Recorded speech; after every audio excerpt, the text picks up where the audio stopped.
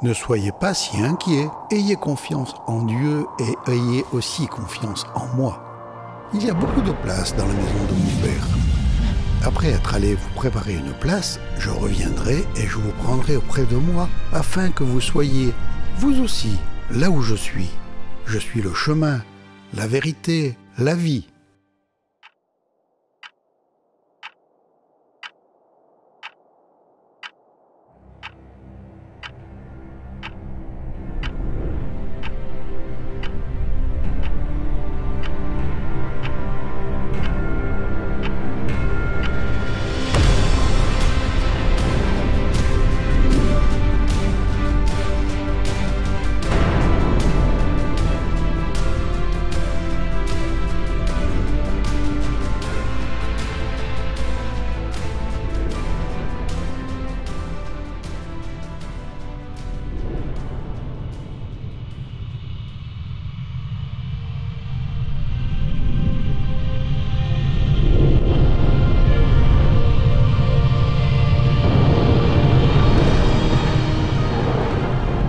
Le moment était venu. Après des milliers d'années de préparatifs, Dieu était sur le point d'envoyer dans le monde le Sauveur promis, le roi Messie. Mais qui serait-il? Et comment viendrait-il?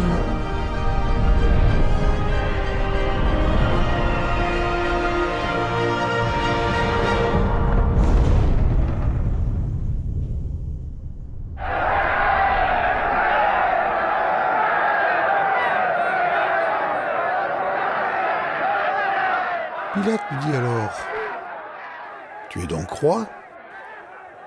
Jésus répondit, « Tu le dis, je suis roi, je suis né et je suis venu dans le monde pour rendre témoignage à la vérité.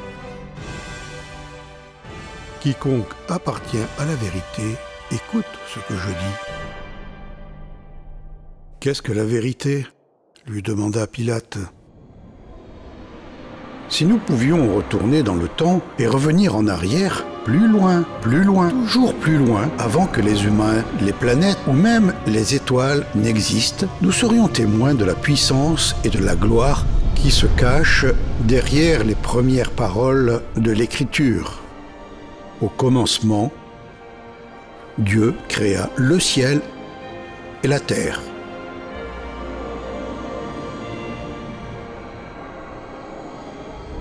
La terre était informe et vide. Il y avait des ténèbres à la surface de l'abîme, et l'Esprit de Dieu se mouvait au-dessus des eaux.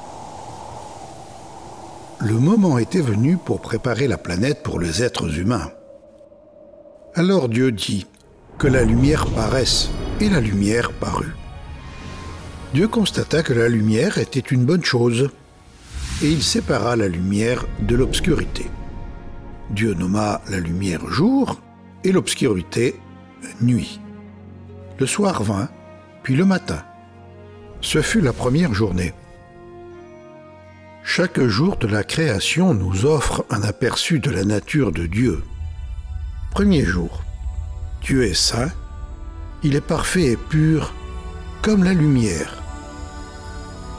Deuxième jour, Dieu est tout-puissant, il a fait et il maintient l'atmosphère. Troisième jour, Dieu est bon. Il a créé des milliers de plantes et d'aliments pour nous. Quatrième jour, Dieu est fidèle. Le soleil et la lune poursuivent leur orbite.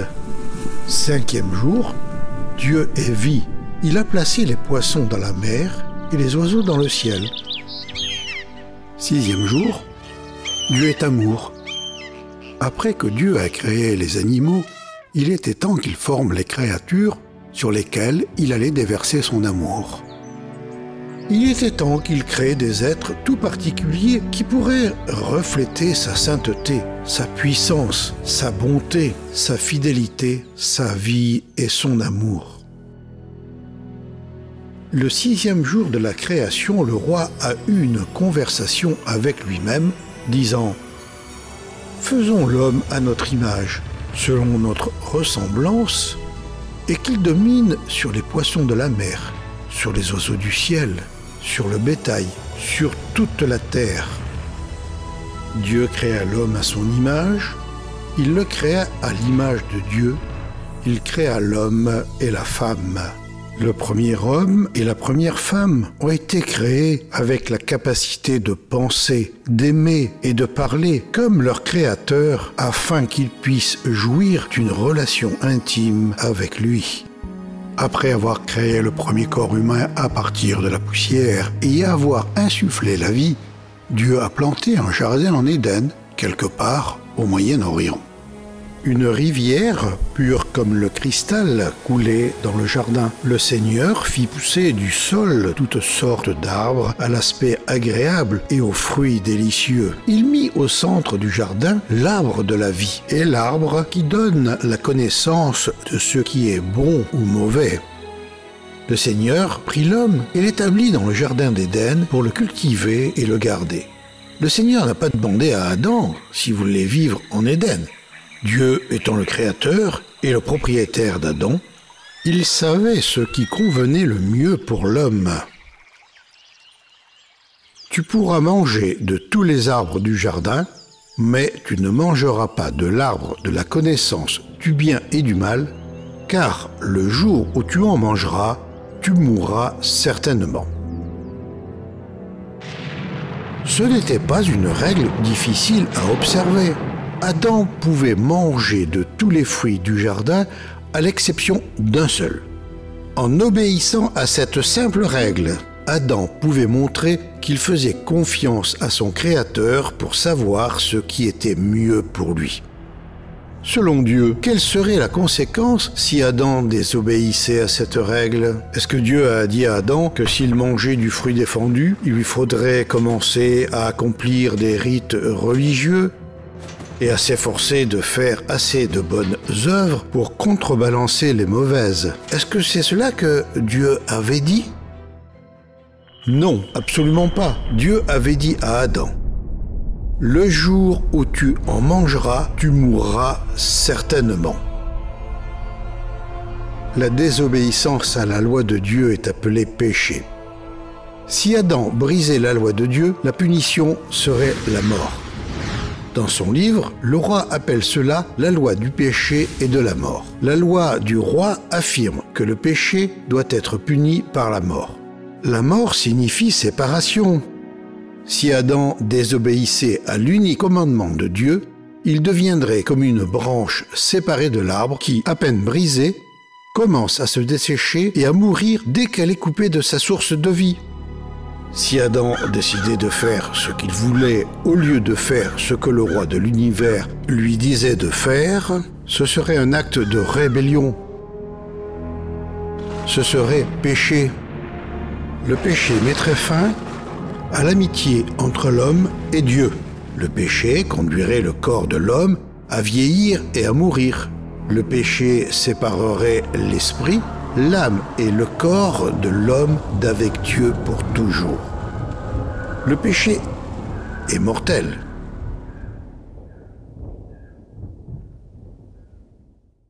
Après que Dieu a donné à Adam sa première tâche et l'unique commandement à observer, il était temps pour lui de créer la première femme.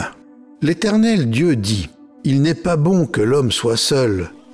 Je lui ferai une aide semblable à lui. » Alors l'Éternel fit tomber un profond sommeil sur l'homme qui s'endormit. Il prit une de ses côtes et referma la chair à sa place. L'Éternel Dieu forma une femme de la côte qu'il avait prise de l'homme et il l'amena vers l'homme. Comme Adam, Ève a été créée à l'image de Dieu.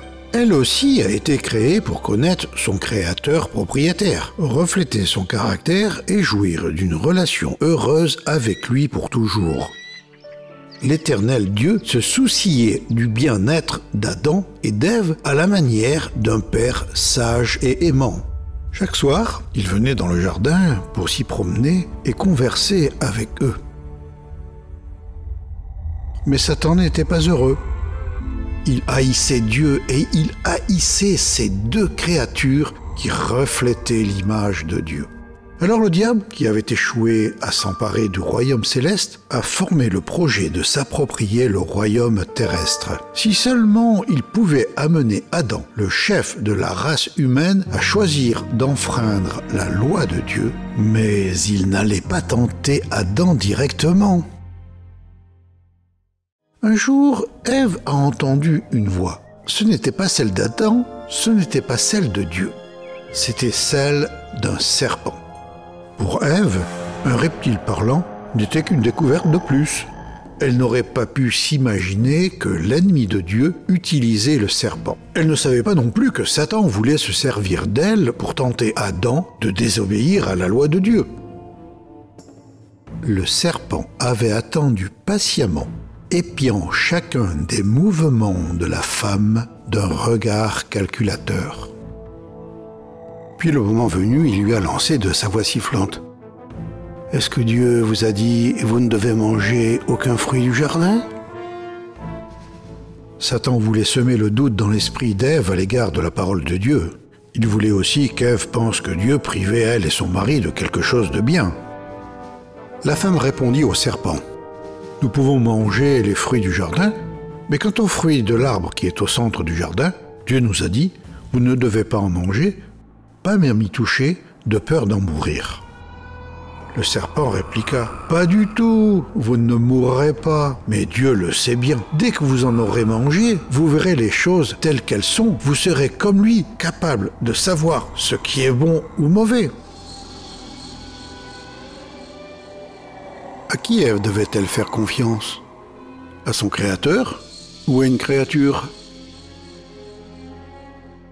La femme vit que l'arbre était bon à manger et agréable à la vue, et qu'il était précieux pour ouvrir l'intelligence.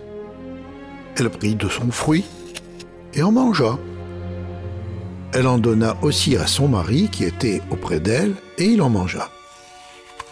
Elle en a mangé, et il en a mangé. Ève a mangé du fruit défendu parce qu'elle avait été trompée par les ruses de Satan. Adam en a mangé parce qu'il a choisi délibérément de suivre son propre chemin plutôt que celui de Dieu. Au lieu de se soumettre à son Créateur saint et aimant, l'humanité s'était livrée à l'ennemi. Alors ils se virent tous deux tels qu'ils étaient. Ils se rendirent compte qu'ils étaient nus. Adam et Ève ont essayé de couvrir leur honte avec des feuilles de figuier. Mais aucun effort personnel ne pouvait résoudre leurs problèmes. Ils étaient incapables de se débarrasser du péché qui avait envahi leur âme. Les premiers êtres humains étaient devenus comme une branche coupée d'un arbre. Leur péché avait brisé leur relation avec le roi de l'univers. Spirituellement parlant, ils étaient morts. Leur péché les avait séparés de la source de la vie éternelle. Le soir, quand souffle la brise, l'homme et la femme entendirent le Seigneur se promener dans le jardin. Ils se cachèrent de lui parmi les arbres. Le Seigneur Dieu appela l'homme et lui demanda « Où es-tu » L'homme répondit « Je t'ai entendu dans le jardin. J'ai eu peur car je suis nu et je me suis caché. »« Qui t'a appris que tu étais nu » demanda le Seigneur Dieu. « Aurais-tu goûté aux fruits que je t'avais défendu de manger ?»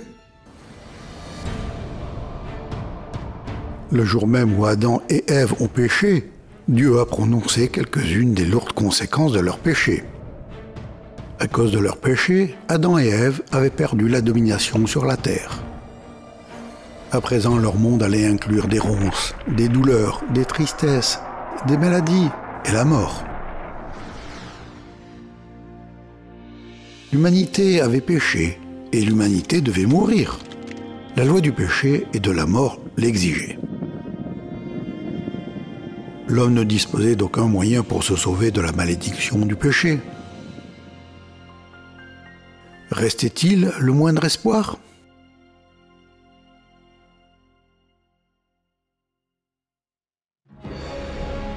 Satan s'était emparé du trésor particulier du roi, mais le roi avait un plan secret pour le racheter. puisque le coût de la rançon que le roi entendait payer était si astronomique. Ni les humains, ni les démons ne comprendraient ce plan avant qu'il ne se réalise. Le jour même où Satan s'est emparé de la race humaine, Dieu a dit au serpent : « Je mettrai inimitié entre toi et la femme, entre ta postérité et sa postérité. Celle-ci t'écrasera la tête et tu lui blesseras le talon. » Telle fut la première d'un grand nombre de prophéties par laquelle Dieu allait, petit à petit, dévoiler son plan secret pour secourir les humains de Satan, du péché et de la mort. Mais pour cacher ce plan à Satan et à ses serviteurs, le roi avait livré cette prophétie en langage codé. Dieu a promis d'envoyer sur terre un sauveur, la postérité d'une femme. Le sauveur allait avoir une mère humaine, mais pas de père humain. Il serait connu sous le nom du Messie, ce qui signifie « celui qui a été choisi ». Satan allait blesser le Messie au talon, mais le Messie écraserait la tête de Satan. Qu'est-ce que cela signifierait ? Plus tard, le roi allait l'expliquer en termes clairs, mais pour l'instant, Dieu avait donné à Adam et Ève une lueur d'espoir. Des milliers d'années plus tard, l'un des prophètes du roi allait écrire : « Le peuple qui marchait dans les ténèbres voit une grande lumière. La Vierge deviendra enceinte, elle enfantera un fils et elle lui donnera le nom d'Emmanuel, ce qui signifie Dieu avec nous. » Le roi allait racheter son trésor particulier. Mais à quel prix ?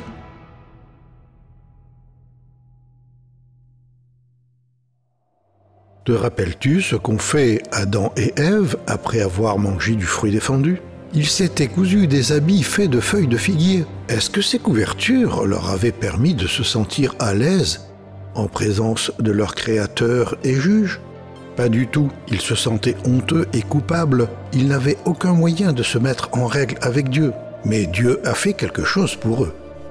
Le Seigneur fit à l'homme et à sa femme des vêtements de peau de bête et les en habilla. Qui a fait le premier sacrifice animal ? C'est Dieu qui l'a fait.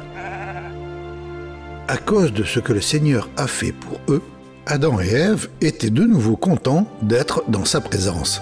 Le sang animal avait couvert leurs péchés. Adam et Ève méritaient de mourir ce jour-là, mais des animaux innocents étaient morts à leur place. Les vêtements en peau d'animaux avaient couvert leur honte. Une fois de plus, Adam et Ève se sentaient à l'aise en la présence de Dieu. Des milliers d'années plus tard, l'un des prophètes de Dieu a écrit : « Je me réjouirai en l'Éternel, car il m'a habillé avec les vêtements du salut. Il m'a couvert du manteau de la justice. » Seul Dieu peut rendre les pécheurs justes.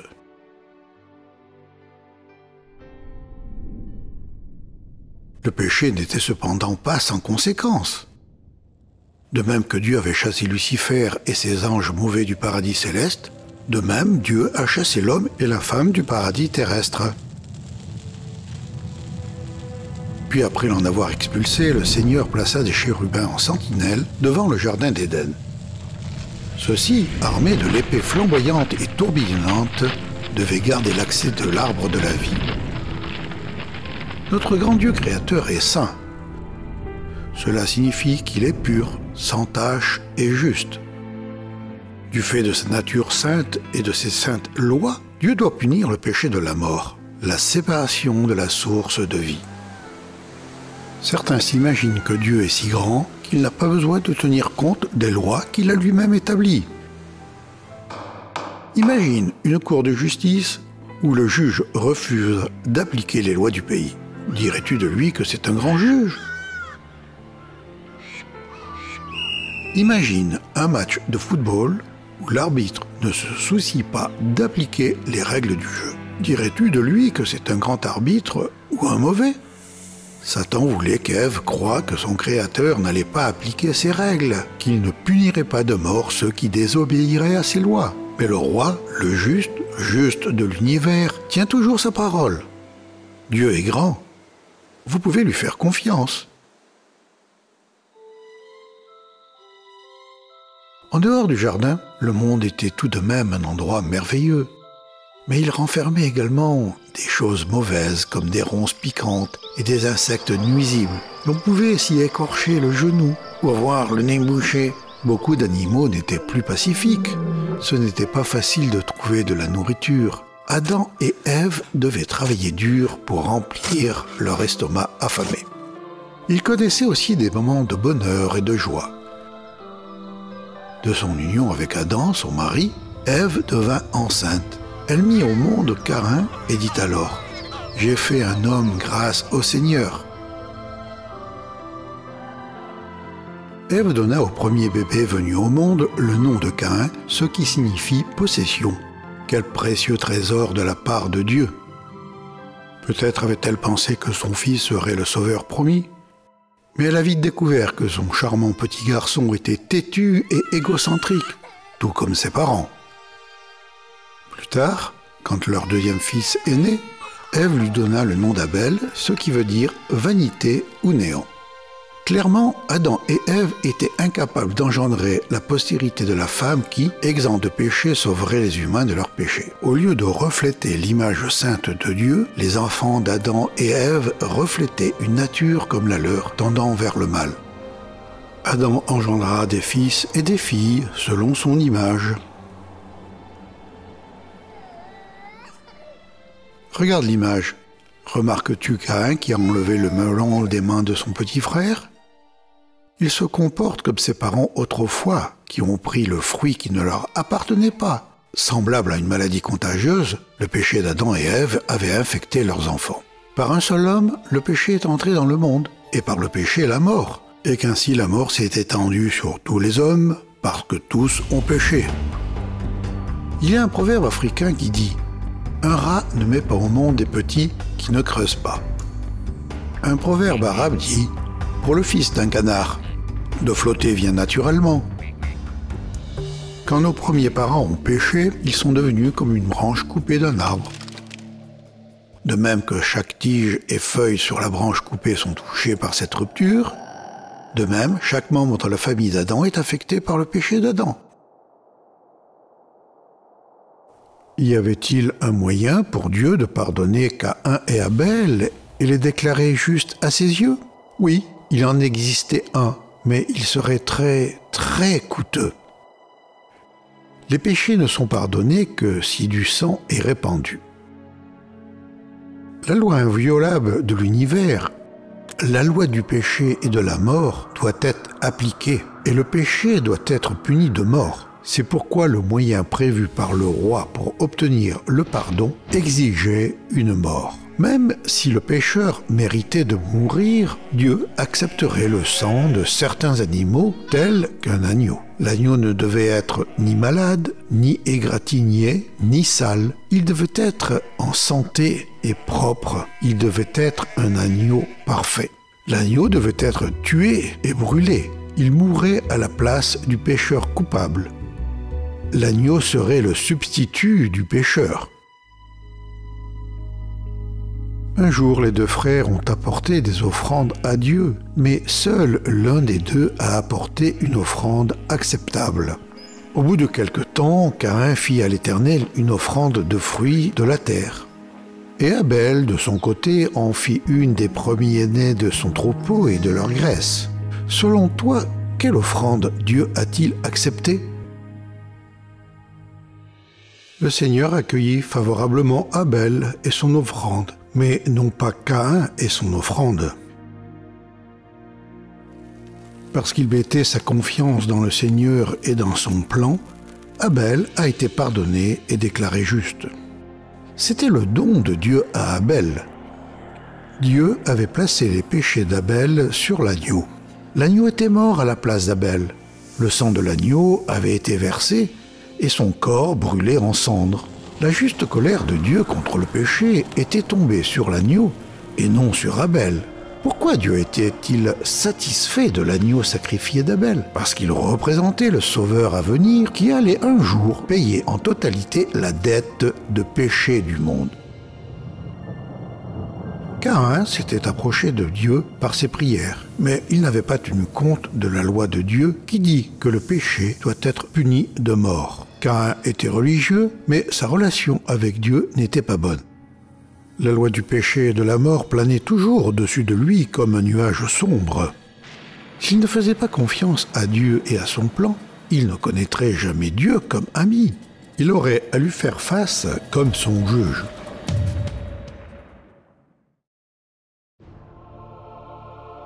Dix longues générations après le premier péché d'Adam, Dieu a fait ce triste compte-rendu de la famille humaine. Les hommes étaient de plus en plus malfaisants dans le monde et les penchants de leur cœur les portaient de façon constante et radicale vers le mal. Mais une famille sur terre faisait encore confiance à Dieu. Noé trouva grâce aux yeux de l'Éternel. Alors Dieu dit à Noé: « La fin de toute chair est arrêtée devant moi, car ils ont rempli la terre de violence. Voici, je vais les détruire avec la terre. Fais-toi une arche de bois de gopher. Tu disposeras cette arche en cellules et tu l'enduiras de poids en dedans et en dehors. » Tout un siècle durant, avec l'aide de son épouse, de ses 3 fils et de leur épouse, Noé construisit l'arche. Tandis qu'il travaillait, Noé avertissait le monde du jugement à venir, mais on ne faisait que se moquer de lui. Enfin, l'arche était prête.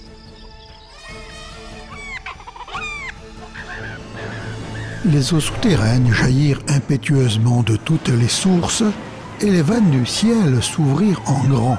Il se mit à pleuvoir sur la terre. La pluie allait durer 40 jours et 40 nuits. Ce fut la plus grande catastrophe naturelle de l'histoire. À l'exception de 8 personnes à l'abri dans l'arche, toute l'humanité a péri. Un monde incrédule et orgueilleux a appris trop tard la vérité. Les données géologiques et les fossiles confirment le récit biblique. Du Sahara à l'Himalaya, des fossiles marins peuvent être déterrés dans l'étendue des plus grands déserts et sur les plus hautes montagnes. Dans sa miséricorde, Dieu est patient, mais dans sa justice, il jugera le péché. Sais-tu quelle est la première chose que Noé a faite après que sa famille et les animaux sont sortis de l'arche ? Noé bâtit un autel qu'il consacra au Seigneur. Parmi les grands animaux et les oiseaux, il prit une bête de chaque espèce, considérée comme pure, et les offrit au Seigneur sur l'autel en sacrifice, entièrement consumé par le feu. La justice et la miséricorde de Dieu n'avaient pas changé. Le péché exigeait toujours une mort comme paiement. C'est pourquoi Noé a versé le sang de créatures innocentes et a brûlé leur corps sur un autel suspendu entre ciel et terre, entre Dieu et l'homme. De tels sacrifices annonçaient le Messie sans péché qui allait un jour payer le véritable paiement pour le péché. 10 générations s'étaient écoulées depuis le temps du prophète Noé. Satan avait une ferme emprise sur les nations, du moins selon les apparences. Au lieu de mettre leur confiance dans le Seigneur, les humains mettaient leur confiance dans leur religion. Certaines nations adoraient le soleil au lieu de celui qui l'avait créé. D'autres se prosternaient devant la lune. C'était environ 1925 ans avant Jésus-Christ. Dans un pays au nord-est de l'Arabie vivait un vieillard nommé Abram. Plus tard, Dieu a changé son nom à Abraham, ce qui signifie « père d'une multitude ».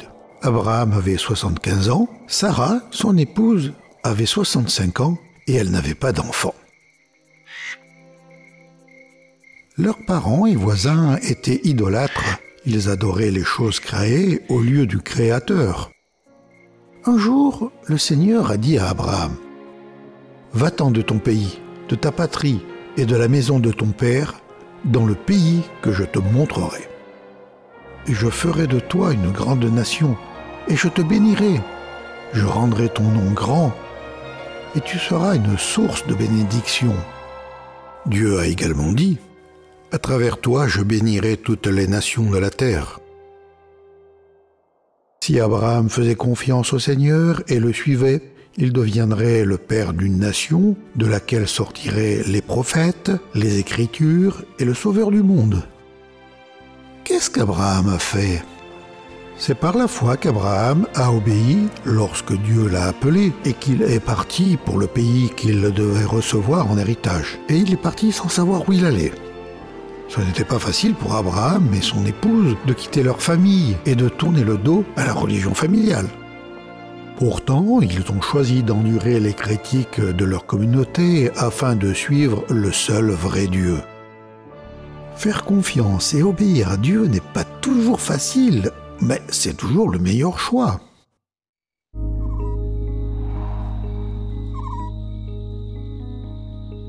Abraham et son épouse étaient vieux et ils n'avaient pas d'enfants.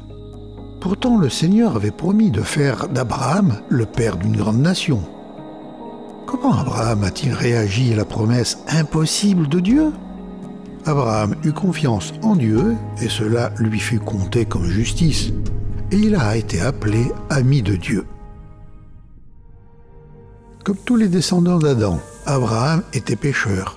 Mais comme Abel et Noé, Abraham a offert à Dieu des offrandes pour le péché.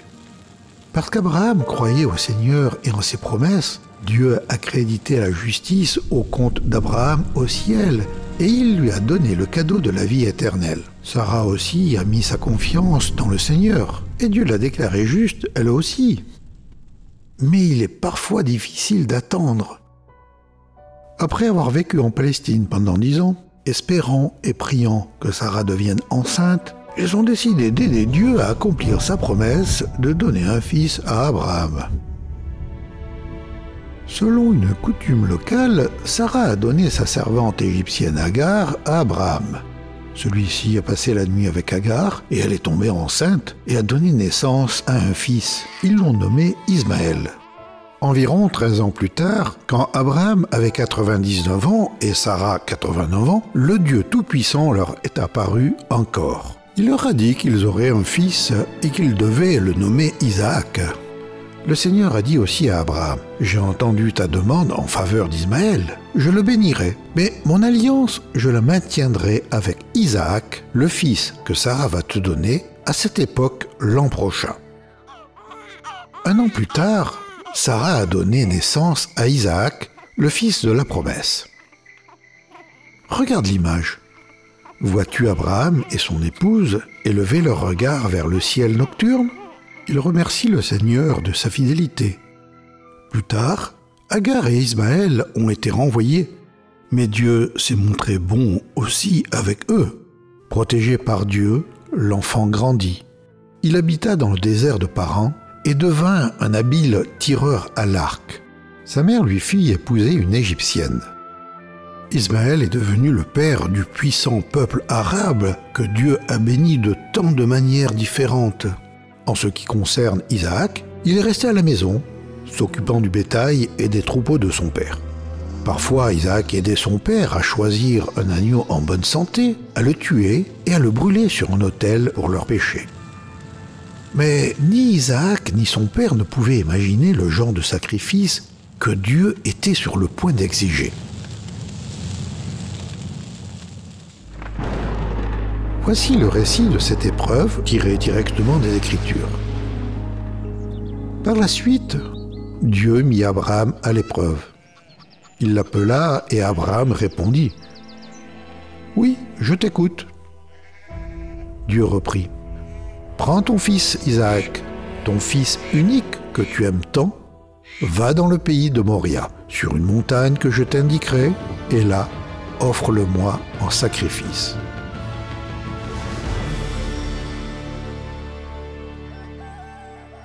Tôt, le lendemain matin, Abraham se leva et sella son âne. Il emmena avec lui 2 serviteurs et son fils Isaac.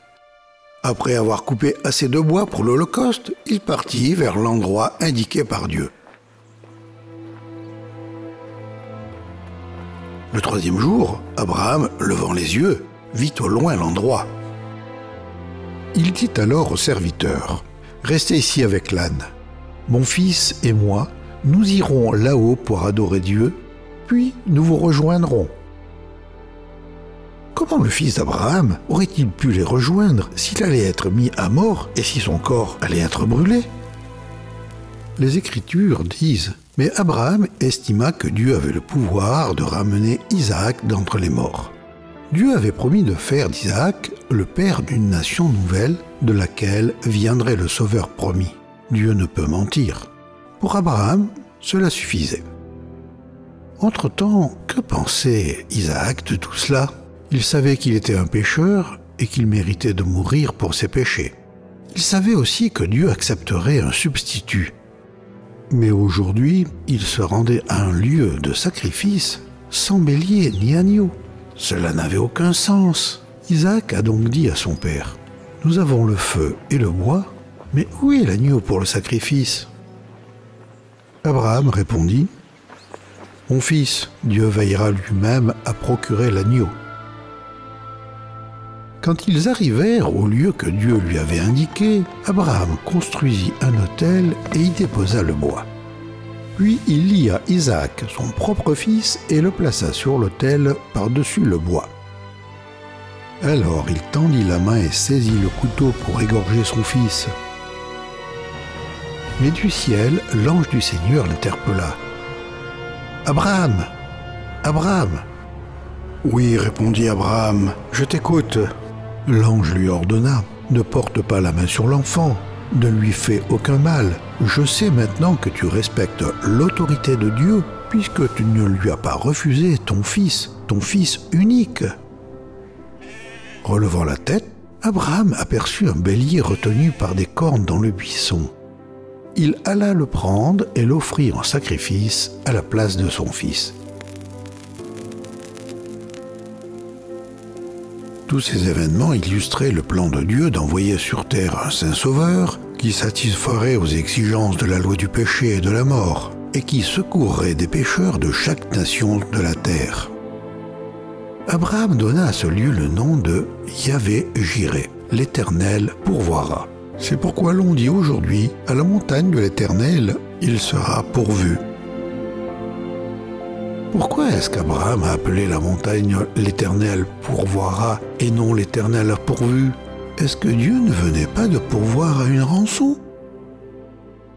En appelant la montagne l'Éternel pourvoira, le prophète Abraham prédisait le jour où, sur cette même montagne, Dieu lui-même allait pourvoir un sacrifice de sang si coûteux que Dieu l'accepterait comme paiement complet pour le péché du monde, afin que quiconque croit dans ce sacrifice ne périsse pas, mais ait la vie éternelle. Quelques 1900 ans après que le prophète Abraham a offert le bélier sur l'autel, le Sauveur promis lui-même allait dire, en parlant de cet événement historique, « Abraham, votre père, s'est réjoui à la pensée de voir mon jour. Il l'a vu et en a été heureux. » Tandis que la fumée du bélier montait vers les cieux, Dieu donnait à Abraham un aperçu d'un sacrifice à venir qui serait offert sur la même chaîne de montagnes. La réponse d'Abraham à la question de son fils Isaac « Où est l'agneau ?» prenait un sens beaucoup plus profond. Mon fils, Dieu se pourvoira lui-même de l'agneau pour l'Holocauste. Pour Abraham et son fils, Dieu n'avait pas encore fourni l'agneau. Il avait pourvu un bélier. Où était l'agneau? Au bon moment, Dieu lui-même fournirait la réponse. Te souviens-tu des deux grandes promesses que le Seigneur a faites à Abraham? Dieu avait premièrement dit « Je ferai naître de toi une grande nation ». Dieu a tenu sa parole. Abraham a engendré Isaac, Isaac a engendré Jacob, et Jacob a eu 12 fils, dont les familles sont devenues les 12 tribus d'Israël. Dieu a également dit « À travers toi, je bénirai toutes les nations de la terre ». Dieu allait aussi garder cette partie de sa promesse. En travaillant avec cette nation particulièrement et souvent rebelle, Dieu voulait montrer à tous les habitants de la terre quelle était sa nature et comment les pécheurs pouvaient venir à lui. Chaque fois que Dieu protégeait cette nation, il protégeait son plan de nous bénir, vous et moi, car c'était de cette nation que les prophètes, les saintes écritures et le Messie promis allaient venir. Le plan secret de Dieu avançait. Vers 1500 avant Jésus-Christ, Dieu a appelé Moïse, un descendant d'Abraham, à être son prophète. Moïse a écrit les 5 premiers livres de la Bible. Dieu a également utilisé Moïse pour conduire les 3 millions de descendants d'Abraham vers la liberté après 4 siècles d'esclavage. Dieu lui-même les a guidés à travers le désert hostile, au moyen d'une colonne de fumée pour leur servir d'ombre le jour, et une colonne de feu pour leur servir de lumière la nuit. Par son bras puissant, il leur a ouvert un chemin à travers la mer Rouge pour qu'ils s'échappent. Il leur a donné du pain du ciel et de l'eau sortant d'un rocher et les a conduits au mont du Sinaï. Au pied de la montagne, Dieu a dit au peuple : « Vous serez pour moi un royaume, une nation sainte. » Dieu voulait que cette nation soit sainte, mise à part pour lui et distincte de toutes les nations qui les environnaient. Mais le peuple ne comprenait pas ce que cela signifiait que d'être saint. Ses membres ne se voyaient pas comme des pécheurs impuissants. Ils pensaient qu'ils pouvaient d'une manière ou d'une autre mériter la faveur de Dieu. Pour leur apprendre une leçon quant à son ardente colère contre le péché, le Seigneur est descendu accompagné d'un feu dévorant, d'un violent tremblement de terre et d'un son de trompette retentissant.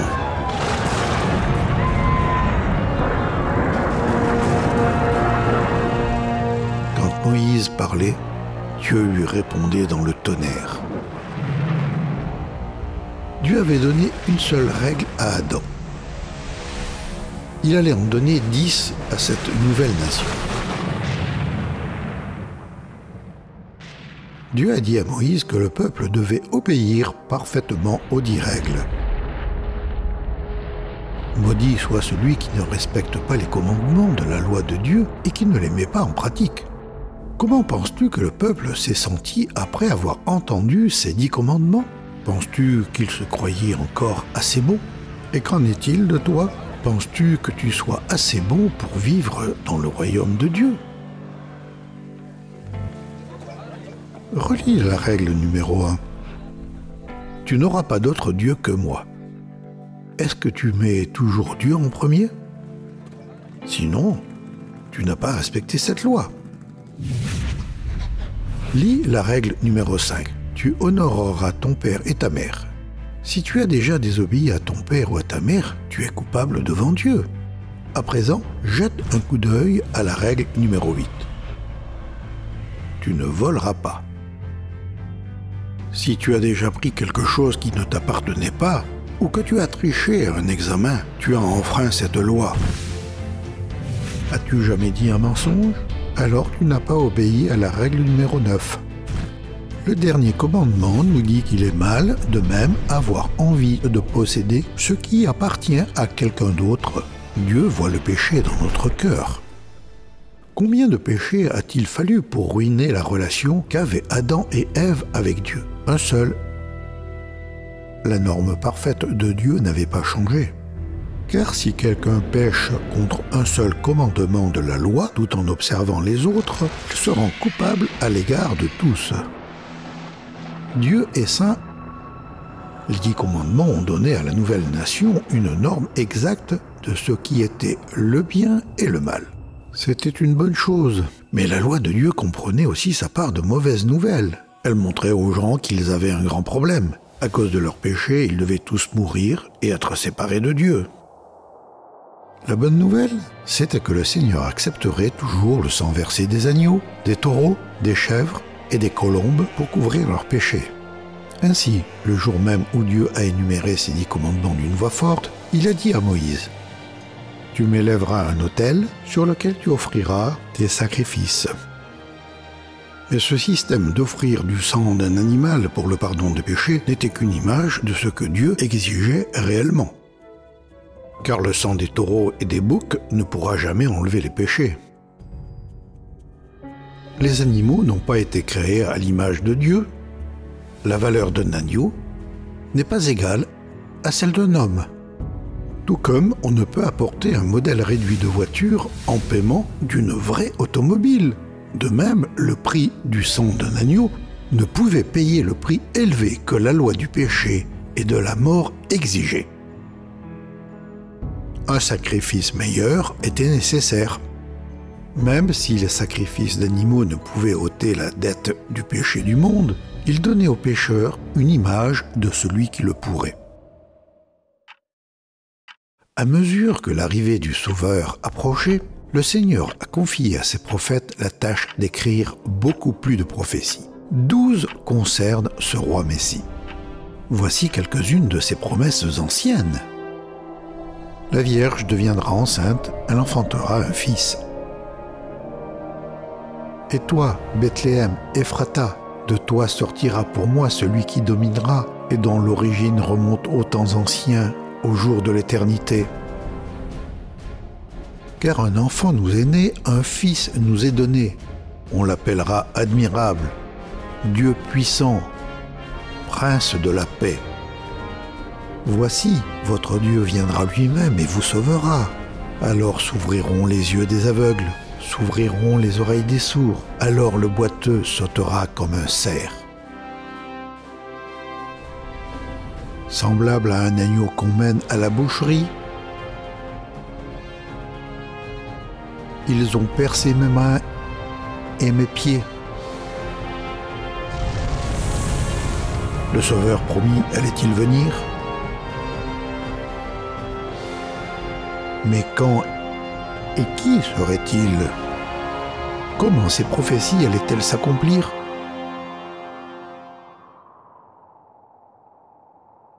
Le moment était venu. Après des milliers d'années de préparatifs, Dieu était sur le point d'envoyer dans le monde le Sauveur promis, le roi Messie.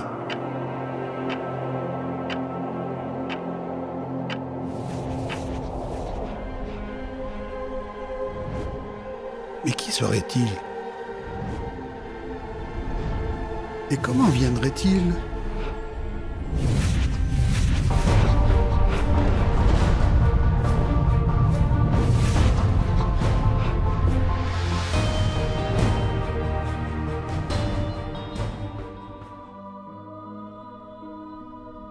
Du temps d'Hérode, roi de Judée, l'ange Gabriel fut envoyé par Dieu dans une ville de Galilée, appelée Nazareth, auprès d'une vierge fiancée à un homme de la maison de David, nommé Joseph. Le nom de la vierge était Marie. L'ange lui dit « Ne crains point, Marie, car tu as trouvé grâce devant Dieu. Et voici, tu deviendras enceinte et tu enfanteras un fils et tu lui donneras le nom de Jésus. Il sera grand et sera appelé Fils du Très-Haut et le Seigneur Dieu lui donnera le trône de David son père. Et son règne n'aura point de fin. » Marie dit à l'ange, « Comment cela se fera-t-il, puisque je ne connais point d'homme ?» L'ange lui répondit, « Le Saint-Esprit viendra sur toi, et la puissance du Très-Haut te couvrira de son ombre. C'est pourquoi le Saint-Enfant qui naîtra de toi sera appelé Fils de Dieu. » Pourquoi est-ce que Gabriel a appelé Jésus le Fils de Dieu? Certaines personnes pensent que cela veut dire que Dieu a pris une femme et a engendré un fils. Ce n'est pas ce que cela signifie. Si tu es originaire du continent africain, certains t'appelleront peut-être un fils de l'Afrique. Cela veut-il dire que l'Afrique s'est mariée et a eu un enfant? Non, bien sûr. Cela veut tout simplement dire que tu viens de l'Afrique. Le Messie est appelé Fils de Dieu parce qu'il est venu de Dieu. Il est venu habiter dans la famille d'Adam, une famille ruinée par le péché. Mais il n'en tirait pas son origine. Il est la parole, l'âme et le Fils de Dieu. Te souviens-tu de la promesse que Dieu a faite le jour où Adam a mangé du fruit défendu? Dieu avait annoncé que la postérité de la femme allait écraser la tête du serpent. Cette postérité promise était à présent dans le sein d'une jeune fille vierge. Il restait à voir comment la postérité de la femme allait écraser la tête du serpent. 700 ans plus tôt, le prophète Michée a prédit que le roi Messie naîtrait à Bethléem, la ville ancestrale du roi David. Mais il y avait un problème. Marie et Joseph vivaient à Nazareth, à 3 jours de voyage au nord de Bethléem. Comment les Écritures pourraient-elles se réaliser? Dieu était le maître de la situation.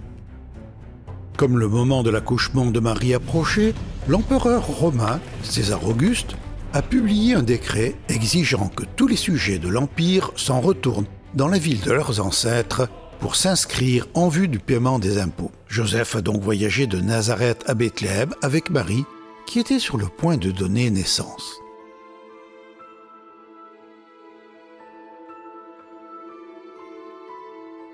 Pendant qu'ils étaient à Bethléem, le jour de la naissance arriva. Elle mit au monde un fils, son premier-né. Elle l'enveloppa de langes et le coucha dans une crèche, parce qu'il n'y avait pas de place pour eux dans l'abri destiné aux voyageurs. C'est donc à Bethléem, surpeuplé de voyageurs exténués, venus s'inscrire pour payer les impôts, que la postérité promise de la femme est née. L'Évangile rapporte cet événement avec précision. Elle mit au monde un fils, son premier-né. Du côté de sa mère, ce bébé était le nouveau-né de Marie. Mais du côté de son père, il était le Fils éternel de Dieu. La même parole par laquelle Dieu avait créé le monde, la même voix qui avait parlé avec force depuis le sommet du mont Sinaï, se faisait entendre maintenant dans les pleurs d'un nouveau-né. Et où est-il né? Non pas dans le palais d'un roi, ni dans un hôpital, ni même dans une auberge sur le bord de la route. Le roi venu du ciel est né là où les agneaux naissent, dans une étable avec une mangeoire comme berceau. Cela faisait partie du plan de Dieu. Car vous connaissez la grâce de notre Seigneur Jésus-Christ. Lui qui était riche, il s'est fait pauvre en votre faveur, afin de vous enrichir par sa pauvreté.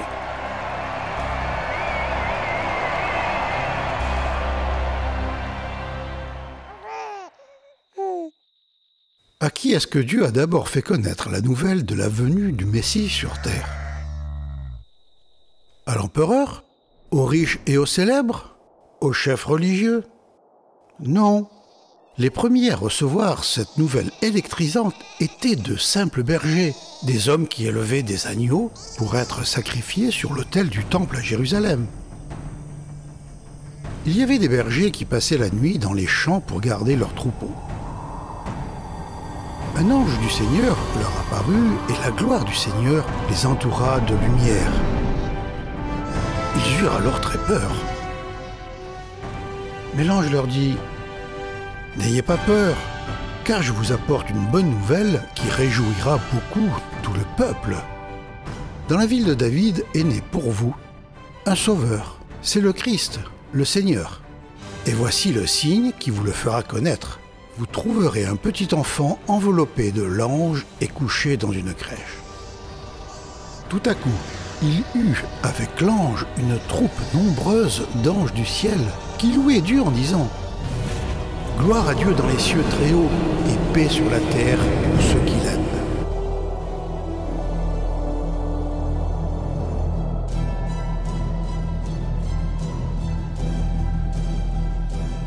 Lorsque les anges les eurent quittés pour retourner au ciel, les bergers se dirent les uns aux autres « Allons donc jusqu'à Bethléem, il faut que nous voyions ce qui est arrivé, ce que le Seigneur nous a fait connaître. » Ils se dépêchèrent d'y aller et ils trouvèrent Marie et Joseph et le petit enfant couché dans la crèche. Lorsqu'ils le virent, ils racontèrent ce que l'ange leur avait dit au sujet de ce petit enfant. Tous ceux qui entendirent les bergers furent étonnés de ce qu'il leur disait. Quelle histoire les bergers avaient à raconter? Le Messie est venu, il est ici, il est ici. Certains ont cru le message des bergers, la plupart non. Mais crois-le ou non, le roi, dont la date de naissance a divisé l'histoire de l'humanité en deux, s'est joint à la race humaine.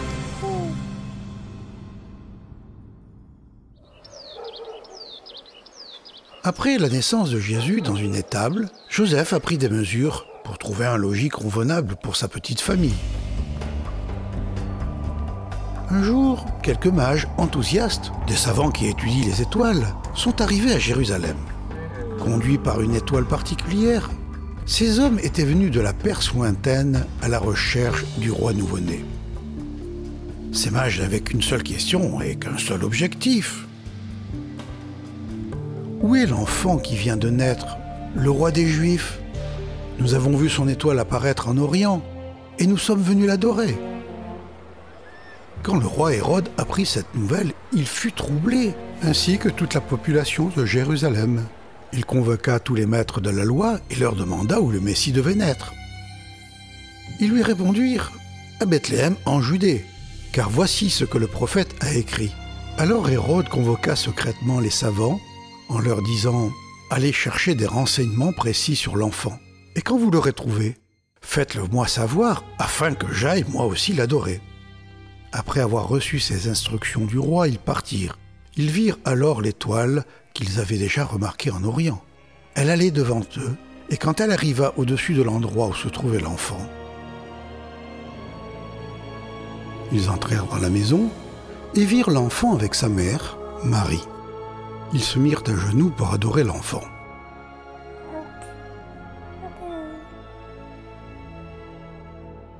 Puis ils ouvrirent leurs bagages et lui offrirent des cadeaux, de l'or, de l'encens et de la myrrhe. Ensuite, Dieu les avertit dans un rêve de ne pas retourner auprès d'Hérode. Ils prirent alors un autre chemin pour rentrer dans leur pays. Quand les savants furent partis, un ange du Seigneur apparut à Joseph dans un rêve et lui dit « Debout, prends avec toi l'enfant et sa mère et fuis en Égypte.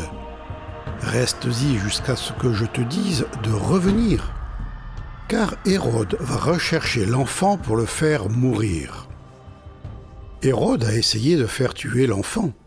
Les habitants de Jérusalem ignoraient la naissance de Jésus. Mais les mages l'ont adoré et lui ont donné des cadeaux dignes d'un roi, de l'or, de l'encens et une épice coûteuse pour embaumer les morts. Mais pourquoi cette épice pour embaumer ? Est-ce que ces mages savaient que Jésus était né pour mourir ?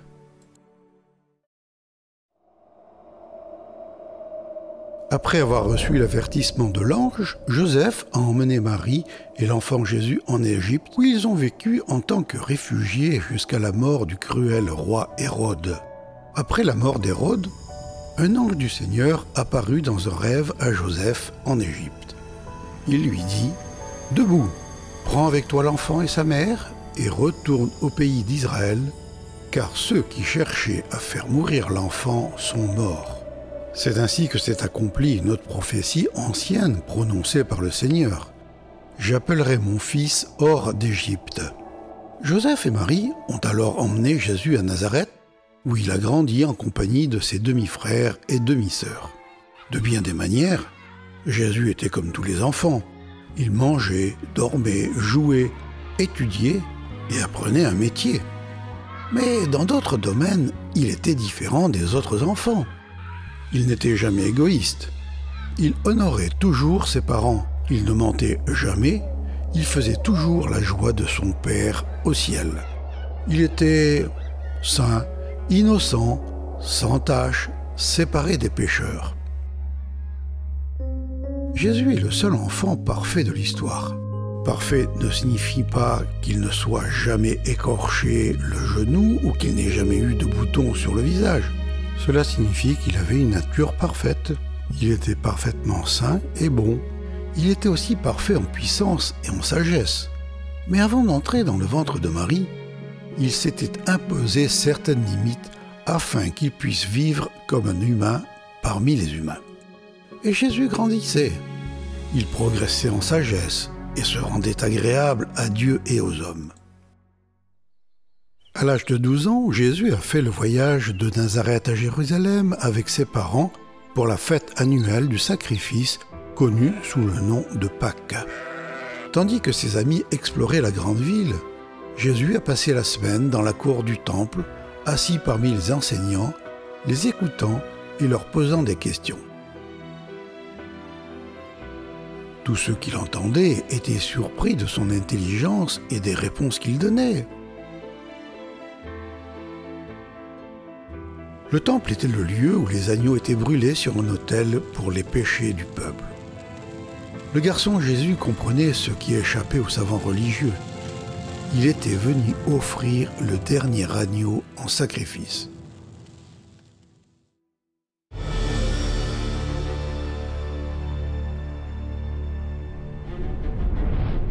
« 30 ans s'étaient écoulés depuis la naissance de Jésus à Bethléem. César Auguste était mort, son fils adoptif, César Tibère, régnait sur l'Empire romain.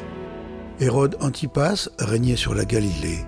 Ponce Pilate gouvernait la Judée et un nouveau prophète prêchait en Palestine. En ce temps-là parut Jean prêchant dans le désert de Judée.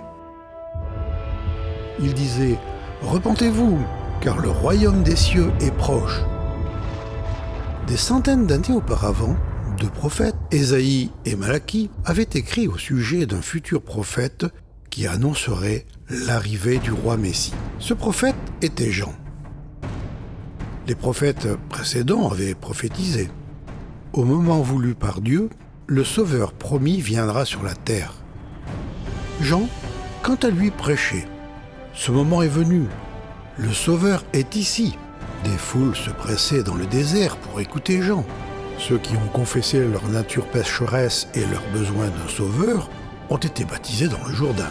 De cette manière, ils montraient leur foi dans le Messie, qui allait les purifier de leur grande dette de péché et les habiller de sa justice. Jour après jour, semaine après semaine, Jean parlait au peuple du Sauveur venu du ciel. « Celui qui vient après moi vous baptisera avec le Saint-Esprit. Je ne suis pas même digne d'enlever ses chaussures. » Puis, un jour, le Sauveur est venu, descendant la colline et traversant la foule, pour aller jusqu'à l'endroit où Jean baptisait. En parlant de Jésus, Jean a dit « Regardez, voici l'agneau de Dieu qui enlève le péché du monde. » Pourquoi est-ce que Jean a appelé Jésus l'agneau de Dieu? Si tu le sais, alors tu connais la mission du roi.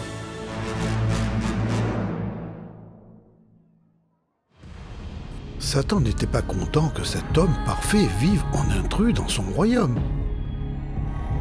Mais le diable avait une stratégie. De même qu'il avait tenté le premier homme de pécher, il allait essayer d'amener cet homme à pécher.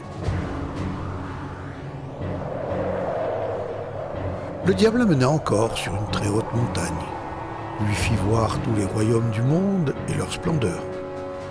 Et il lui dit « Je te donnerai tout cela si jamais tu te mets à genoux devant moi. » Au moment où Adam a péché, l'humanité a perdu le droit de régner sur la terre. Satan avait usurpé la domination du monde, s'en faisant le roi. À présent, le roi de gloire était sur terre pour en reprendre la domination. Mais il ne voulait pas le faire en se prosternant devant celui qu'il était venu écraser. Jésus lui dit « Retire-toi, Satan, car il est écrit « Tu adoreras le Seigneur, ton Dieu, et tu le serviras lui seul. » Enfin, le diable a quitté Jésus. Satan n'avait jamais tenté quiconque comme lui, un homme qui n'avait ni le désir, ni la capacité de pécher. Jésus était différent d'Adam et de ses descendants.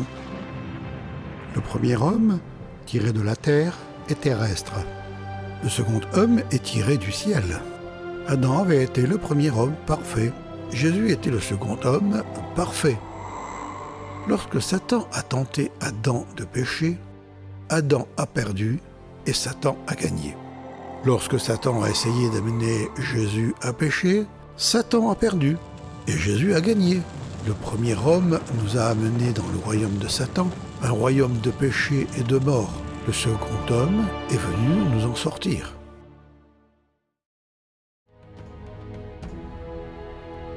Dans les Écritures des prophètes, l'un des titres du Messie est le bras de l'Éternel. Les miracles de Dieu démontraient qu'il était le bras de Dieu sur terre. D'un simple toucher de sa main ou d'une simple parole de sa bouche, les malades et les mourants ont été immédiatement rétablis.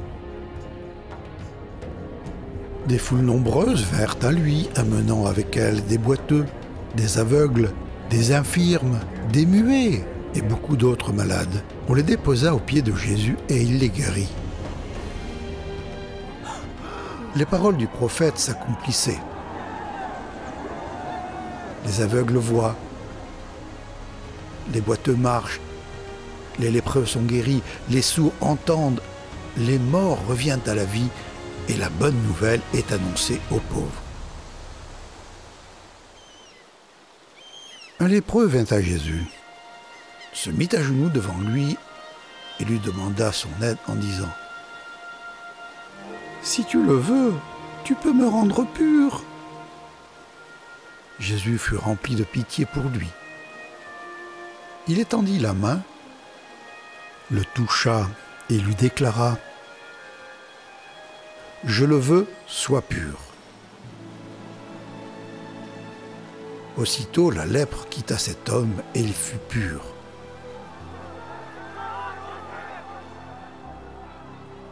Au coucher du soleil, tous ceux qui avaient des malades atteints de divers maux les amenèrent à Jésus. Il posa les mains sur chacun d'eux et les guérit. Des esprits mauvais sortirent aussi de beaucoup de malades en criant « Tu es le Fils de Dieu !» Mais Jésus leur adressait des paroles sévères et les empêchait de parler, car eux savaient qu'il était le Messie. Jésus ne voulait pas que les démons témoignent à son sujet. Ces anges mauvais avaient été témoins de son autorité et de sa puissance lorsqu'il avait créé les cieux et la terre par sa parole.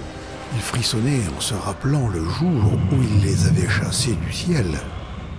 À présent, Dieu vivait sur la terre sous la forme d'un homme. La domination de leur maître s'effondrait. Le roi de gloire avait envahi leur territoire. Partout où Jésus allait, le pouvoir de Satan faiblissait.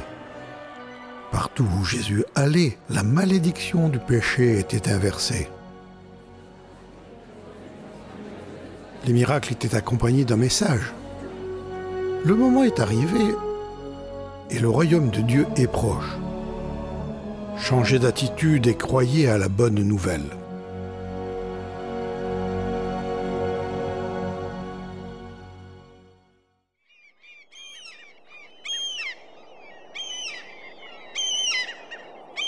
Jésus a choisi 12 hommes pour qu'ils soient ses compagnons de route et qu'ils apprennent de lui. Il y avait également de nombreuses femmes qui le suivaient. Pour ceux qui croyaient en lui, l'appel de Jésus était simple. « Suis-moi ». Mais un prix était attaché à son appel, un prix élevé. Celui qui aime son père ou sa mère plus que moi n'est pas digne de moi. Celui qui aime son fils ou sa fille plus que moi n'est pas digne de moi.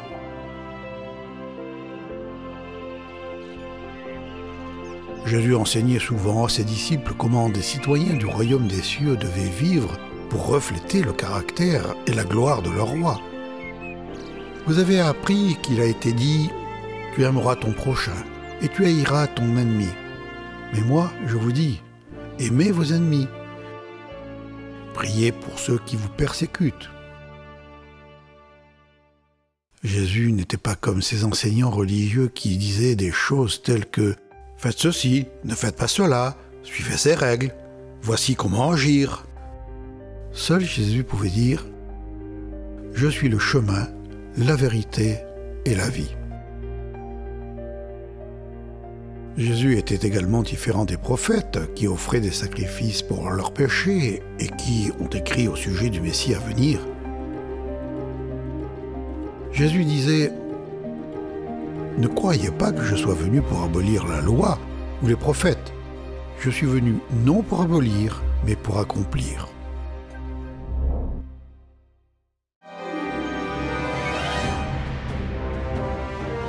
Jésus avait le pouvoir sur l'ensemble de la création. En dépit de cela, il ne se promenait pas en disant « Adorez-moi, je suis Dieu, je suis Dieu ». Il a tout simplement fait les choses que seul Dieu pouvait faire, et il a laissé aux gens la liberté d'en tirer leurs propres conclusions. En te fondant sur les deux récits suivants, qui est Jésus selon toi? Jésus se rendit ensuite dans une localité appelée Naïm. Ses disciples et une grande foule l'accompagnaient. Au moment où il approchait de la porte de cette localité, on menait un mort au cimetière. C'était le fils unique d'une veuve. Un grand nombre d'habitants de l'endroit se trouvaient avec elle. Quand le Seigneur la vit, il fut rempli de pitié pour elle et lui dit « Ne pleure pas !» Puis il s'avança et toucha le cercueil. Les porteurs s'arrêtèrent. Jésus dit « Jeune homme, je te l'ordonne, lève-toi. » Le mort se dressa et se mit à parler. Jésus le rendit à sa mère. Tous furent saisis de crainte. Ils louaient Dieu.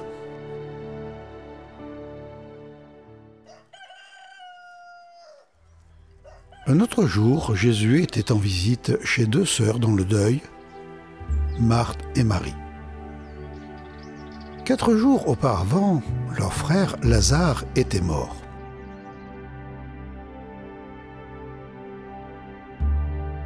Marthe dit à Jésus, « Seigneur, si tu avais été ici, mon frère ne serait pas mort. » Jésus lui dit, « Je suis la résurrection et la vie. Celui qui croit en moi vivra, même s'il meurt, et celui qui vit et croit en moi ne mourra jamais. Crois-tu cela? » « Oui, Seigneur, » répondit-elle. « Je crois que tu es le Messie, le Fils de Dieu, celui qui devait venir dans le monde. » Jésus se rendit au tombeau. C'était une caverne dont l'entrée était fermée par une grosse pierre. « Enlevez la pierre, dit Jésus. » Marthe, la sœur du mort, lui dit « Seigneur, il doit sentir mauvais, car il y a déjà 4 jours qu'il est ici. » Jésus lui répondit, « Ne t'ai-je pas dit, si tu crois, tu verras la gloire de Dieu ?» On enleva donc la pierre.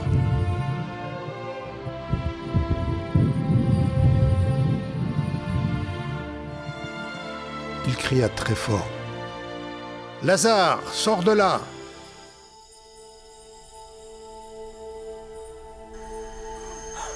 Le mort sortit, les pieds et les mains entourés de bandes et le visage enveloppé d'un linge. Jésus dit alors, « Déliez-le et laissez-le aller. »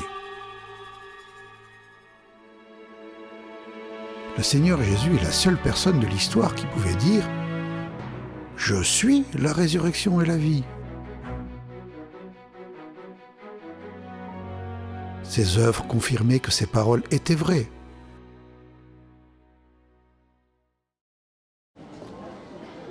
Les enseignants et les prêtres des Juifs étaient fort mécontents de constater que les foules écoutaient Jésus. Ils voulaient que les gens les écoutent, eux, pas lui. Un jour, les chefs des prêtres ont envoyé les gardes du temple arrêter Jésus, mais ils n'ont pu le faire. Lorsqu'ils sont revenus, les prêtres leur ont demandé « Pourquoi vous n'avez pas amené Jésus ?» Les gardes ont répondu « Jamais personne n'a parlé comme lui. Même les prophètes n'avaient pas parlé comme Jésus. Ils étaient comme des bougies projetant de faibles rayons de lumière dans un monde ténébreux. Mais le Messie était le soleil de la justice. Qui a besoin de chandelles une fois que le soleil s'est levé? Je suis la lumière du monde. Celui qui me suit aura la lumière de la vie et ne marchera plus jamais dans l'obscurité. Jésus est la parole qui, au commencement, a dit « Que la lumière soit ». Il est la source ultime de lumière physique et spirituelle.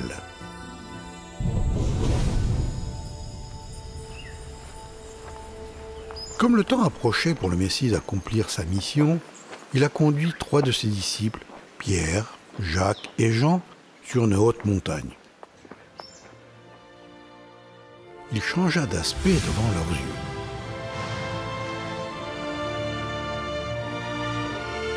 Son visage se mit à briller comme le soleil et ses vêtements devinrent blancs comme la lumière. Soudain, les 3 disciples virent Moïse et Élie qui parlaient avec Jésus. Un nuage brillant vint les couvrir et du nuage, une voix forte se fit entendre. « Celui-ci est mon fils bien-aimé en qui je mets toute ma joie. Écoutez-le !» Quand les disciples entendirent cette voix, ils eurent tellement peur qu'ils se jetèrent le visage contre terre. Jésus s'approcha d'eux, les toucha et dit « Relevez-vous, n'ayez pas peur !» Les disciples n'ont jamais oublié ce qu'ils avaient vu ce jour-là. Plus tard, Pierre allait écrire, ayant vu sa majesté de nos propres yeux. Les gens allaient dire, il a vécu parmi nous, plein de grâce et de vérité. Nous avons vu sa gloire, la gloire que le Fils unique reçoit du Père. Mais pour l'instant, la gloire du Fils allait rester cachée dans son corps de chair. Il était temps pour le roi d'accomplir sa mission. Pendant 3 ans, le Seigneur Jésus a parcouru la Palestine, en faisant le bien et en guérissant tous ceux qui étaient sous le pouvoir du diable. Le peuple l'aimait, mais les chefs religieux à Jérusalem complotaient pour le tuer. Et Jésus le savait.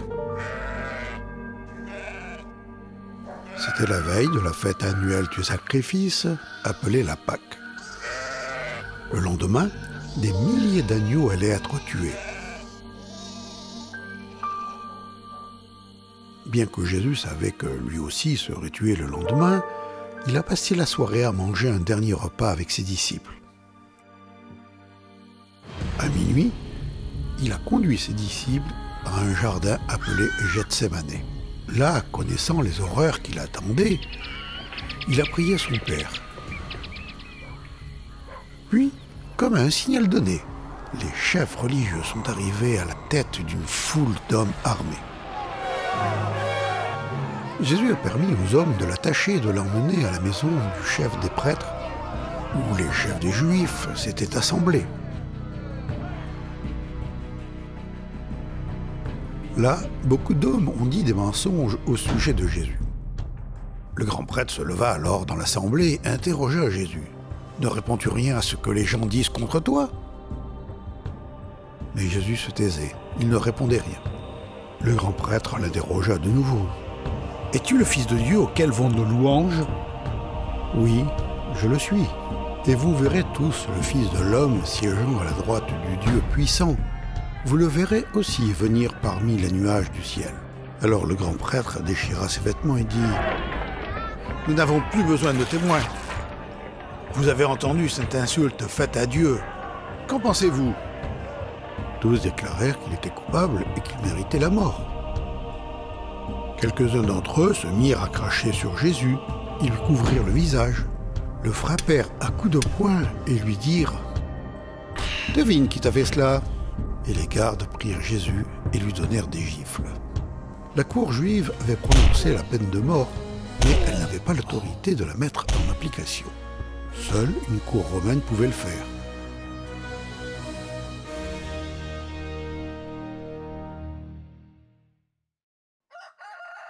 Il était tôt le matin lorsque les chefs religieux et une foule grandissante ont conduit Jésus depuis la maison des chefs des prêtres, à travers les rues de Jérusalem, jusqu'au palais du gouverneur romain, Ponce Pilate.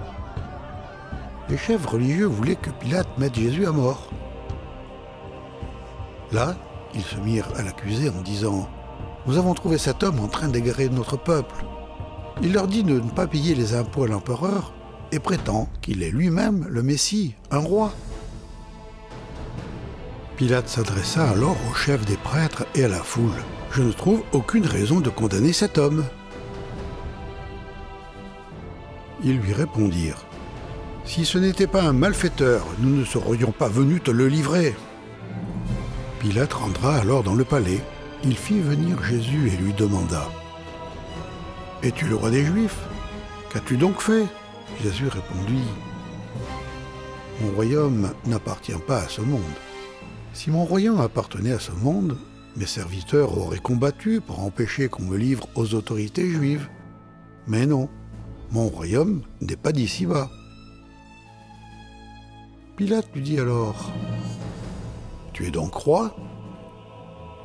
Jésus répondit, « Tu le dis, je suis roi, je suis né et je suis venu dans le monde pour rendre témoignage à la vérité. Quiconque appartient à la vérité, écoute ce que je dis. » « Qu'est-ce que la vérité ?» lui demanda Pilate. Après ces mots, Pilate alla de nouveau trouver les Juifs au dehors. Il leur déclara, « Je ne trouve aucune raison de condamner cet homme. » Mais la foule continuait à crier, « Crucifie! Crucifie-le » Mais puisqu'ils avaient peur des chefs religieux et de la foule, il a condamné Jésus à mort. Pilate a condamné Jésus à la plus terrible sentence de mort prévue par la loi romaine. On battait cruellement le condamné, pour ensuite le clouer sur une croix. Les soldats de Pilate emmenèrent Jésus dans le palais du gouverneur et toute la troupe se rassembla autour de lui. Ils lui enlevèrent ses vêtements et le revêtirent d'un manteau rouge. Puis, ils tressèrent une couronne avec des branches épineuses, la posèrent sur sa tête et placèrent un roseau dans sa main droite. Ils se mirent ensuite à genoux devant lui et se moquèrent de lui en disant « Salut, roi des Juifs !» Ils crachaient sur lui et prenaient le roseau pour le frapper sur la tête. Les soldats ignoraient la signification de la couronne d'épines qu'ils avaient enfoncée sur la tête de Jésus. Les épines faisaient partie de la malédiction subie par la terre à cause du péché d'Adam. Le Saint Roi de gloire était venu subir la malédiction du péché pour nous. Quand ils se furent bien moqués de lui, ils lui enlevèrent le manteau, lui remirent ses vêtements et l'emmenèrent pour le clouer sur une croix. Deux criminels condamnés ont aussi été conduits avec Jésus jusqu'au lieu d'exécution.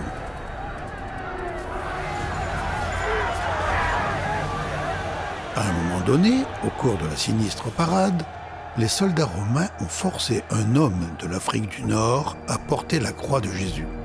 Puis ils ont poursuivi leur chemin à travers les rues bondées de Jérusalem, en dehors des murailles de la ville et jusqu'au sommet d'une colline appelée Golgotha, la partie nord du mont Moria où, environ 1900 ans auparavant, le prophète Abraham avait dit « Mon fils, Dieu se pourvoira lui-même de l'agneau pour l'Holocauste. » Il était temps pour l'agneau de mourir. Lorsqu'ils arrivèrent à l'endroit appelé le crâne, les soldats clouèrent Jésus sur la croix à cet endroit-là et mirent aussi les deux malfaiteurs en croix.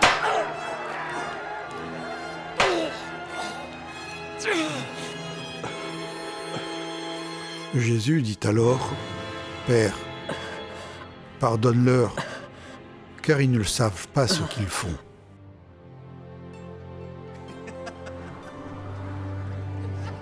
Les chefs juifs se moquaient de lui en disant « Il a sauvé d'autres gens, qu'il se sauve lui-même s'il est le Messie, celui que Dieu a choisi. » Si Jésus s'était sauvé lui-même, il n'aurait pas pu nous sauver. Le plan de secours de Dieu s'accomplissait dans les moindres détails. Sur la même montagne, le prophète Abraham avait dit « Mon fils, Dieu se pourvoira lui-même de l'agneau. Et l'Éternel pourvoira. » Dieu a fourni son propre agneau, Jésus. Te souviens-tu que le bouc innocent avait été sacrifié sur le bois de l'autel pour payer la rançon du fils condamné d'Abraham ? À présent, le Fils de Dieu qui était sans péché était sacrifié sur une croix en bois pour payer la rançon des descendants condamnés d'Abraham. Dieu a épargné le fils d'Abraham. Cependant, il n'a pas épargné son propre fils, mais il l'a livré pour nous tous. Car Dieu a tellement aimé le monde qu'il a donné son Fils unique, afin que quiconque croit en lui ne soit pas perdu, mais qu'il ait la vie éternelle. Vous savez, en effet, à quel prix vous avez été délivrés de la manière de vivre insensée que vos ancêtres vous avaient transmise. Ce ne fut pas au moyen de choses périssables, comme l'argent ou l'or. Non, vous avez été délivrés par le sang précieux du Christ, sacrifié comme un agneau sans défaut et sans tache. Voilà la valeur que tu as aux yeux de Dieu. Il est midi. Cela fait 3 heures que Jésus est sur la croix. De sombres nuages se forment. Le jour devient comme la nuit. Les témoins terrifiés se dispersent. Un silence inquiétant envahit la colline.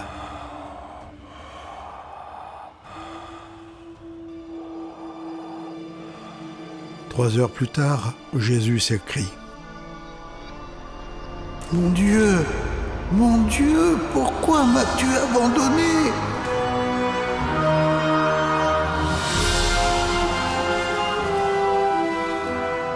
Sur l'autel de la croix, l'Éternel Fils de Dieu a ressenti l'horreur d'être séparé de Dieu au ciel.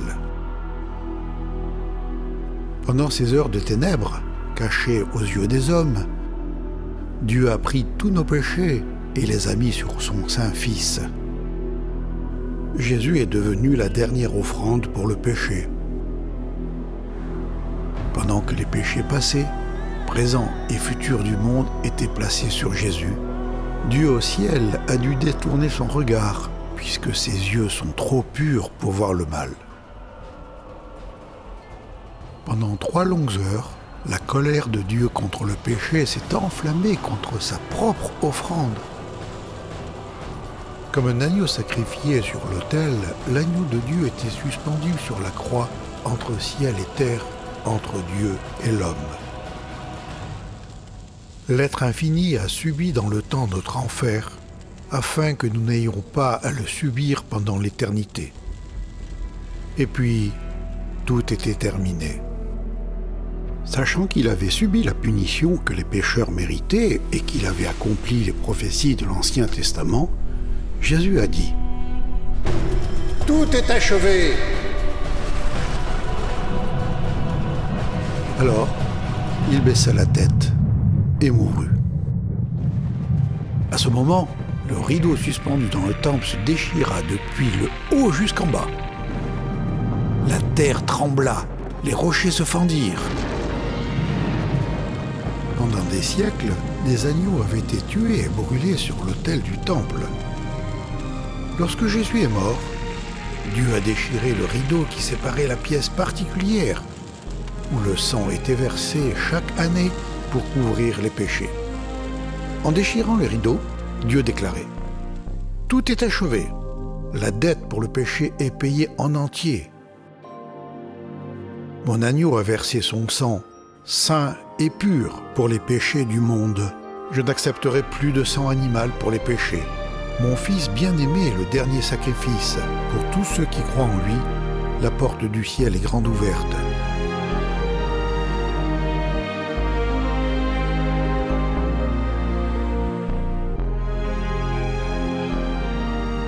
« 700 ans auparavant, le prophète Ésaïe avait écrit : « Il était blessé pour nos péchés, brisé pour nos iniquités. Le châtiment qui nous donne la paix est tombé sur lui, et c'est par ses meurtrissures que nous sommes sauvés. Nous sommes tous errants comme des brebis. Chacun suivait sa voie. Et l'Éternel a fait retomber sur lui l'iniquité de nous tous.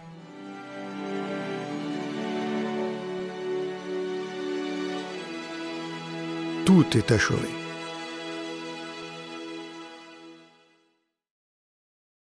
Depuis le jour où Adam a péché, la mort avait régné comme un roi cruel sur la famille humaine.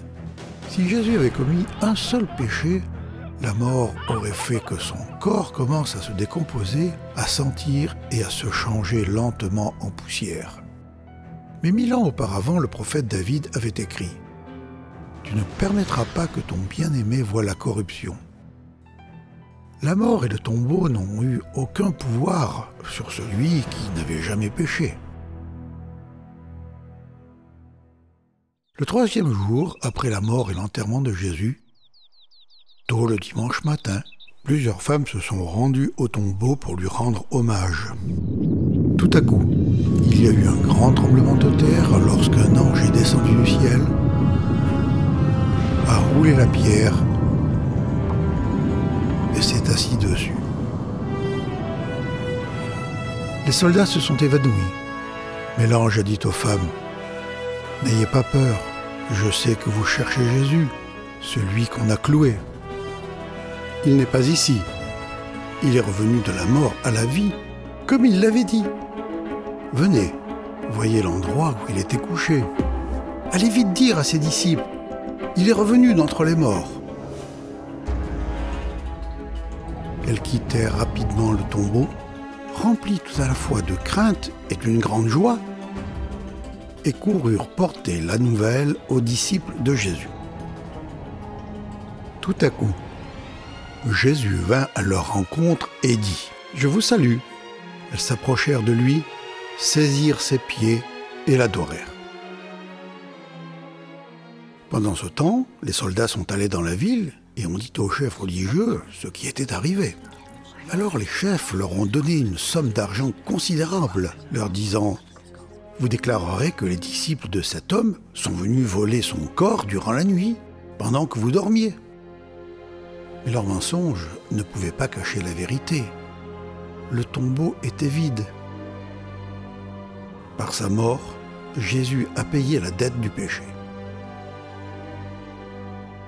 Par son enterrement, Jésus est descendu dans la fosse de la mort et de la décomposition.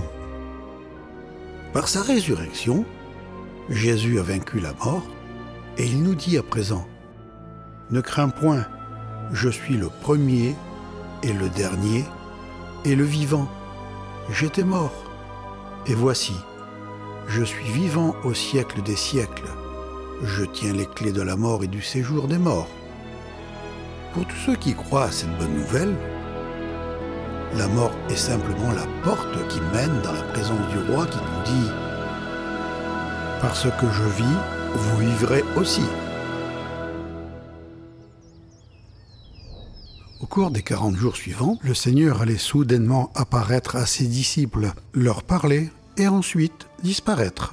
Le corps ressuscité de Jésus pouvait traverser les murs et voyager à la vitesse de la pensée. Même s'il était le premier à avoir un tel corps, il ne sera pas le dernier. Et de même que nous sommes à l'image de l'homme, fait de poussière du sol, de même nous serons à l'image de celui qui est au ciel. Car de même que la mort est venue par un homme, de même la résurrection des morts vient par un homme. Tous les hommes meurent parce qu'ils sont liés à Adam. De même, tous recevront la vie parce qu'ils sont liés au Christ. 40 jours après sa résurrection, Jésus a rassemblé ses disciples sur le mont des Oliviers, à l'extérieur de Jérusalem. Les disciples voulaient savoir quand il allait revenir. Jésus a répondu: « Il ne vous appartient pas de savoir quand viendront les temps et les moments, car le Père les a fixés de sa seule autorité. Mais vous recevrez une force quand le Saint-Esprit descendra sur vous. Vous serez alors mes témoins à Jérusalem, dans toute la Judée et la Samarie, et jusqu'au bout du monde. » Après ces mots, Jésus s'éleva vers le ciel pendant que tous le regardaient.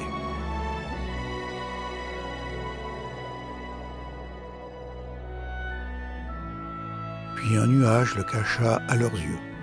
Ils avaient encore le regard fixé vers le ciel où Jésus s'élevait, quand deux hommes habillés en blanc se trouvèrent tout à coup près d'eux et leur dirent: « Hommes de Galilée, pourquoi restez-vous là à regarder le ciel?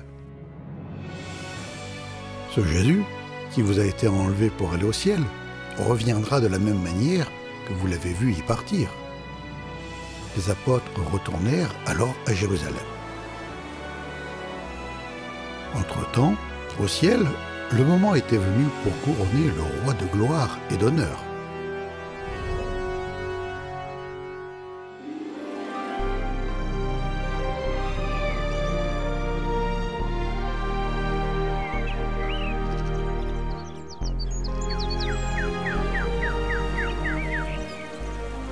Imagine le décor splendide, les couleurs, la musique, l'excitation.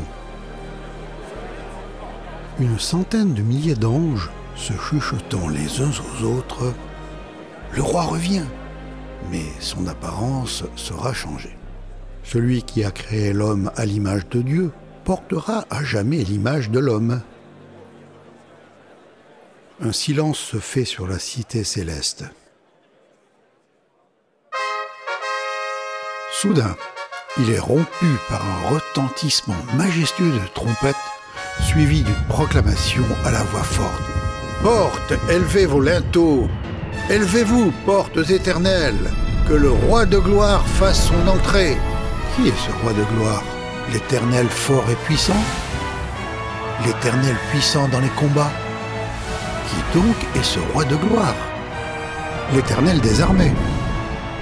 Voici le roi de gloire. Les portes s'ouvrent grand et, sous un tonnerre d'applaudissements au ciel, le champion entre. L'agneau, le Fils de l'homme, portant sur lui les marques de la bataille. Jésus.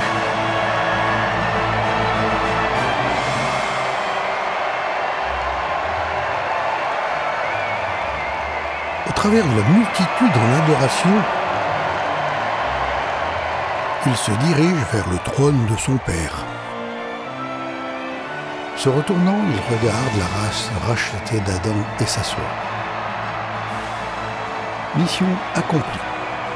Plus tard, les citoyens du ciel chantent ce chant nouveau à leur roi bien-aimé.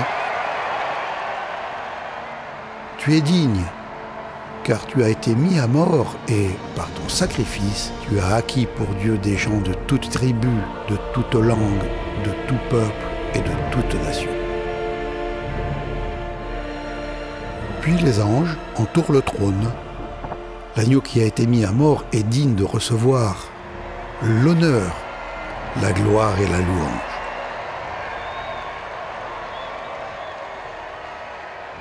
Sur terre, aujourd'hui, la plupart des descendants d'Adam sont toujours captifs du royaume de Satan, qui est maudit par le péché et la mort. Mais la liberté nous est offerte. Par sa mort, son enterrement et sa résurrection, le Seigneur Jésus a remporté la bataille décisive.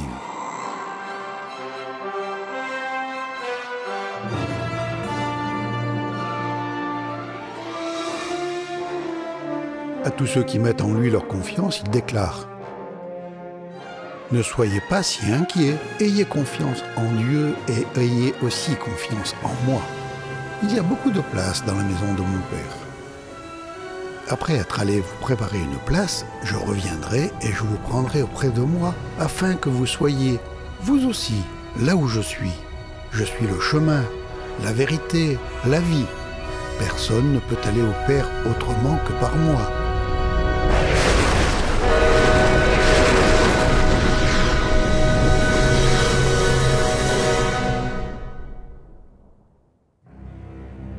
Je suis né et je suis venu dans le monde pour rendre témoignage à la vérité. Quiconque appartient à la vérité, écoute ce que je dis.